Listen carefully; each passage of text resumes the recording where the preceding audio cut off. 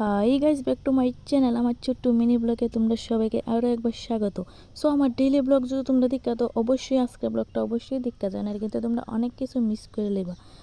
So আজকে আমি কী কী রান্না করুম বা কী টিফিন করুম এটি তোমার সাথে শেয়ার করুম। প্লিজ ভিডিওটাকে স্কিপ করো না, লাস্ট অব্দি অবশ্যই দেখা যায়।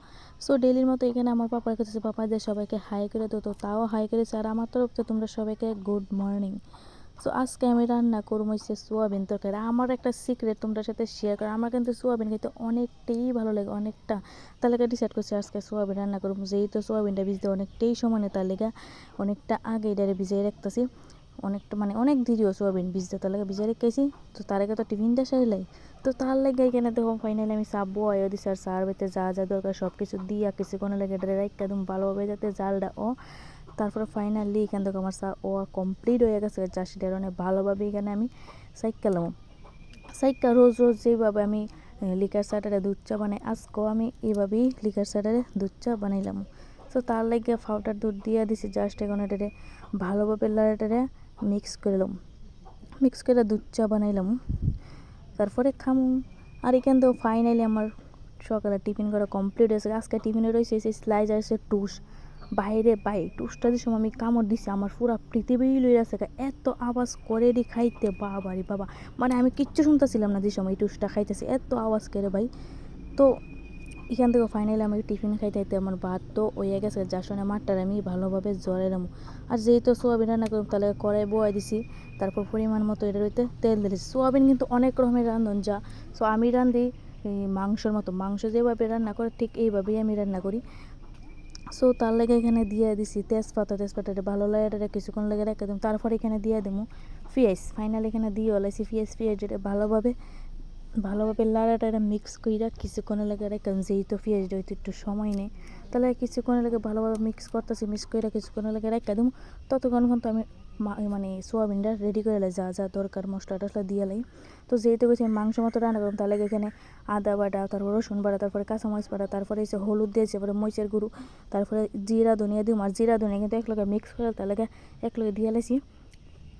সো এখানে লাস্টে লবণ দিয়া এটারে ভালোভাবে ডলতে বা ডলার অবশ্যই খেয়াল রেখে যে সরষের তেল কিন্তু দিয়ে লাগবো কাঁচা।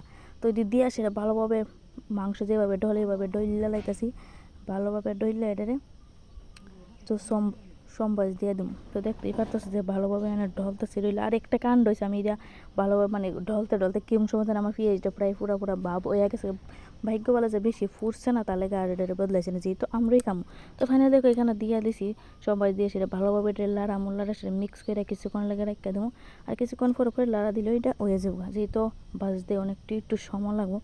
চলো বাজার পরে আবার দেখা হইতেছে। ফাইনালি দেখো ভাজা হয়েও গেছে, আর দেখতে পাচ্ছ পুরা মানে চেঞ্জ আছে কালারটা, যেহেতু ভাজা হয়ে গেছে। তারপর পরিমাণ মতো ঝোল দিয়ে দিছি, যেহেতু আমরা দুইজনই খাম, তো বেশি ঝোল দিছি না। আর কিন্তু সোয়াবিনটা কিন্তু খাইতে গেলে বেশি ঝোলে ভালো লাগতো না, সো তার লাগে একটুই ঝোলটা দিছি। তো দেওয়ার পর কিছুক্ষণ রাখতে দেবো। আরেকটা কী রান্না করবো তো তোমরা সাথে শেয়ারই করা হয়েছে না। আরেকটা হয়েছে, এটা জানি না তোমরা চিন্তা পারতেছো, এটা হচ্ছে আলুর বড়া। জানি না তোমরা খাইছো, যদি খায় তো অবশ্যই আমার কমেন্ট করে জানাতে কিন্তু একদম বললো না। সো আলুর বড়া কেমন করে তোমরা ভিডিওটা দেখতে অবশ্যই তোমরা বুঝতে পারবা। প্রথম যেটা আলু দেবো ভালোভাবে এটি দিয়ে চুলাই ভালোভাবে কুড়াইলে পেঁয়াজ দিবা, হলুদ দিবা আর লবণ দিবা, আর কিচ্ছু লাগতো না। পরে ভালোভাবে এটা মিক্স করে দেবা। অনেকে কিন্তু অনেক রকমের করে, অনেকে কিন্তু ময়দা দেয়, আটা দেয়, আবার অনেকে চালের গুঁড়ো দেয়, কিন্তু আমি এসব কিচ্ছু দিই না। জাস্ট আমি হলুদ লবণ পেঁয়াজ এটি দিয়ে এটি দিয়ে ভালোভাবে এটিরে দিব, মাখকে সেটা ভালোভাবে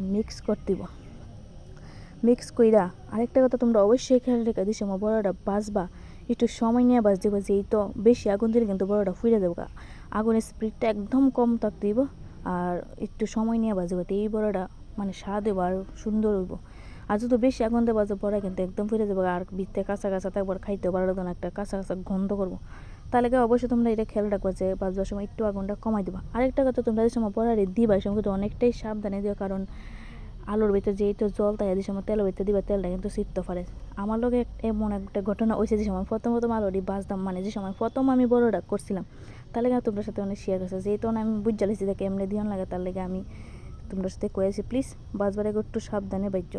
তো এই এক সব ডিবরে দিয়ে লেগেছে, দিয়ে সেটা কিছুক্ষণ লাগে একবার আগুনটা কমাইয়া একটু মানে একটু আগুন দিয়ে ভালোভাবে এটা লাড়া বাজ দিব।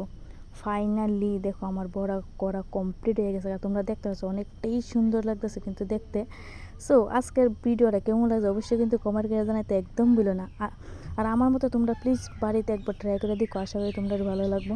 সো এখানে দেখো ফাইনালি আমার সোয়াবিন তরকারিও কমপ্লিট হয়েছে। আর দেখো কালারটা অনেকটাই সুন্দর হয়েছে। চলো আজকের ব্লগটা অতটুকু বেশি আর বড় করি না, অনেকটাই বড় হয়েছে গা। তো যারা ফেসবুকে দেখতো অবশ্যই আমার পেজটাকে ফলো করতে কিন্তু একদম ভুলো না। যারা ইউটিউবে দেখতেছো অবশ্যই পেজটাকে সাবস্ক্রাইব করে দিও। চলো দেখা হচ্ছে কালকের নতুন ভিডিও। বাই।